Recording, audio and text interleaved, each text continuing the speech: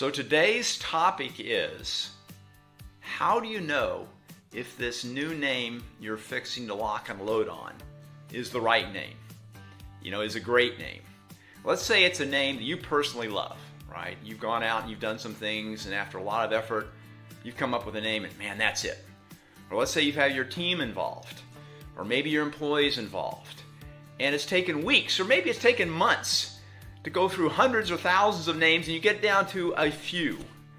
And you say, which of these is really the best name? Which of these names really should we invest in and take into the future?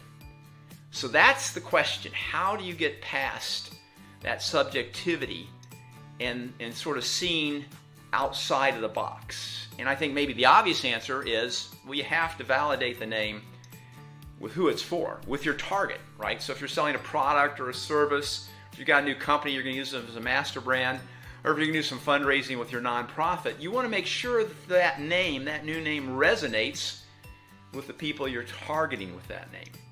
So that often involves some type of research, some type of name testing research.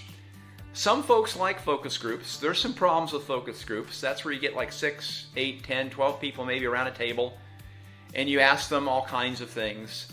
And the problem with that is it's often an artificial setting. There's often a lot more thought put into the discussion in the name than there would be in a real world. The worst thing I've ever seen done is you don't even tell them ahead of time what it's for, right? You bring them in, you have the 2-foot by 3-foot whiteboards with each name in exactly the same font and color, all in black, and you show them a name, and you say, well, what do you associate with this name? What do you think this name might be used for? Don't do that! It's ridiculous. A name always has context. And the only way to test a name, in our opinion, is to provide as much real-world context wrapped around that name as possible. It could be how it might look on the web. It might be how does it look on the box if it's a product. Whatever that context is, that's the proper way, in our opinion, to test a name. And we've been doing this for almost 40 years. And prior to starting this company, we were part of Nielsen, the market research firm. So we do have roots and grounding in how to test all kinds of things. And naming is a bit of an odd beast, but certainly the context is important. So you might say, well, I'm going to call some of my friends, right? I'm going to tell them a little bit about what it is, and then I'm going to get their reactions. And that's valid. But again, unless your friends are representative of your target, I'm not sure that opinion should carry as much weight as you might give it. So the approach we like is what's called quant research, quantitative research, where you go out and you talk to a representative sample, a large enough group of folks that are from the target you're going after, right? The right age, the right gender, the right socioeconomic status, around the country or wherever it might be. So you're actually going to get results from people that you then can extrapolate to the entire target you're going after.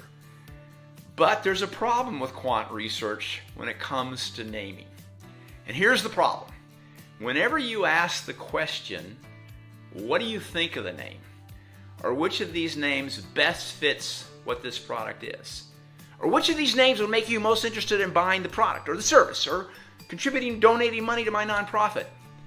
You're going to get an artificial reaction. And think about it. When you yourself are browsing on the web or walking down the aisle of a Costco or a Target or wherever it might be, are you consciously thinking about, is that a good name or a bad name? Probably not, right? Unless you're weird like me and you're in the naming business and you think that way, you're not going to think about names that way. You're simply going to react to a name. And you won't necessarily even know why that name grabbed your attention, but you'll see, oh, that's sort of interesting, right? Or, oh, what's that, right? It breaks through and it grabs you just for that split second. So how does one test for a name and capture that reaction? And this goes back to Daniel Kahneman's book, and it's Thinking Fast and Slow. And it was a landmark text.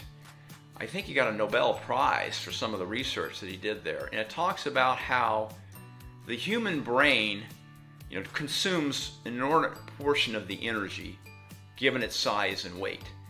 And so through evolution, we have evolved as creatures to minimize the energy load on our bodies and on our brains. So the brain defaults to subconscious thinking or reactions whenever possible to take the cognitive load and the energy consumption off the brain.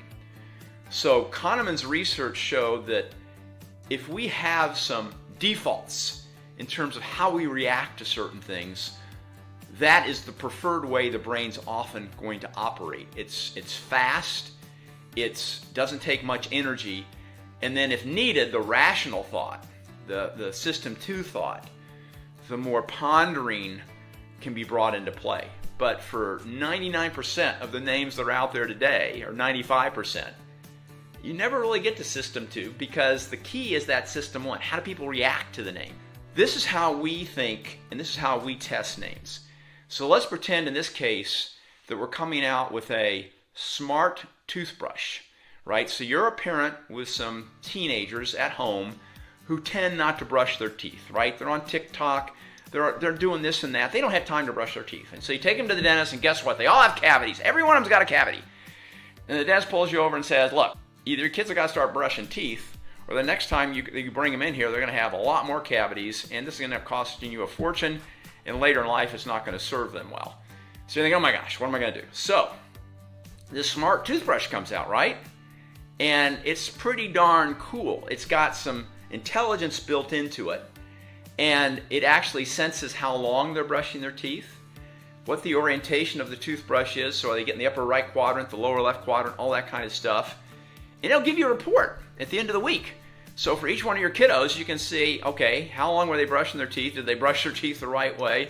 And all that kind of stuff, right? So it's a great tool. So the challenge is, what do you name the thing, right? What do you call this new, smart toothbrush? So we came up with some names, and we actually did this test. This is a fake test. It's not real data. I mean, it's real data, but the names and the scenario is fake. So we came up with names like, and these are not all great names, right? We just want to give you a representative sample.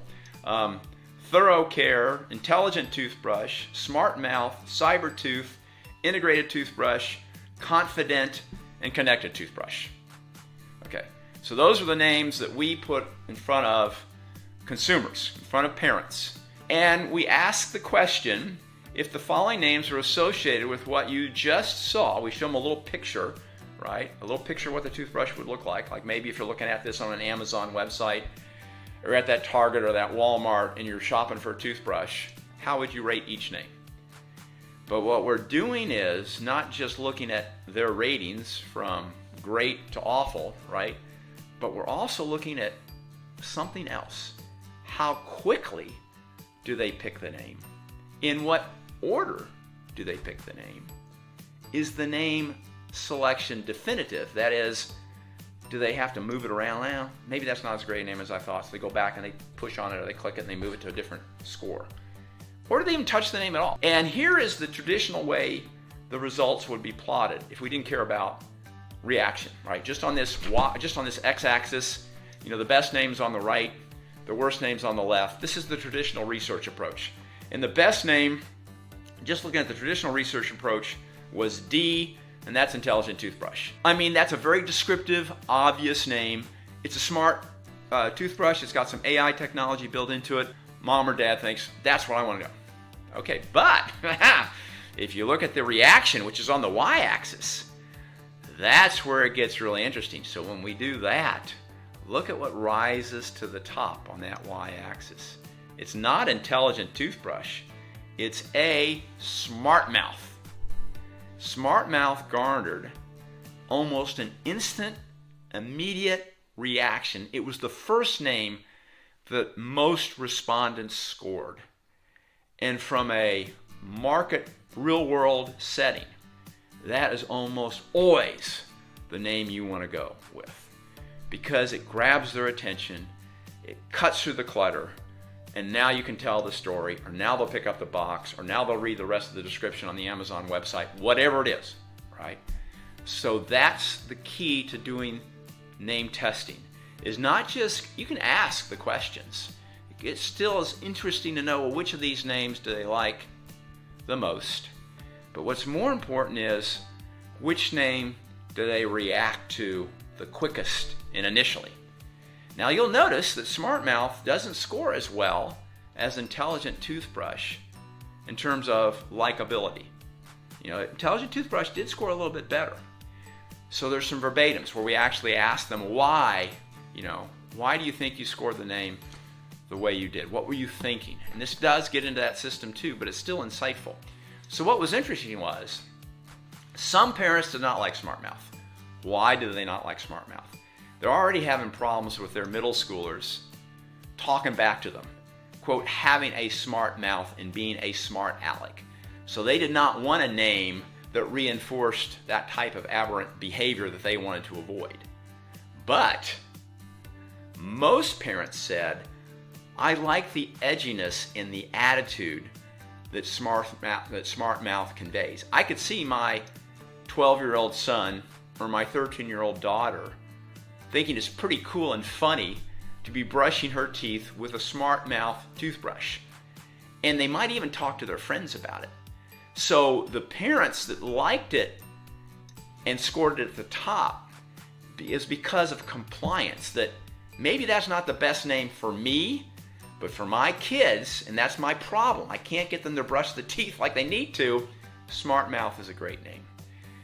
So whatever you guys decide to do, the takeaways I would like for you to remember is, number one, please, however you do it, try to validate your name with your target, with that external audience. And if you have to do a focus group, at least present the names in context. If you want to touch base with some people you know, then include people that are representative of that target. And if you have the money and the time, do it the way we just talked about, which is how we do it, which is where you do a quantitative test with a large enough set of respondents so you've got some statistical valid results. So then you can actually know that, well, Smart Mouth is truly a name that's going to cut through the clutter, it's going to hit the ground running, and it's going to leverage whatever budget we have, however limited that budget might be, for effective brand building, for building preference, because we know that Smart Mouth grabs that consumer, grabs that customer very quickly. Best of luck in your naming journey and in testing that name the right way. See you later.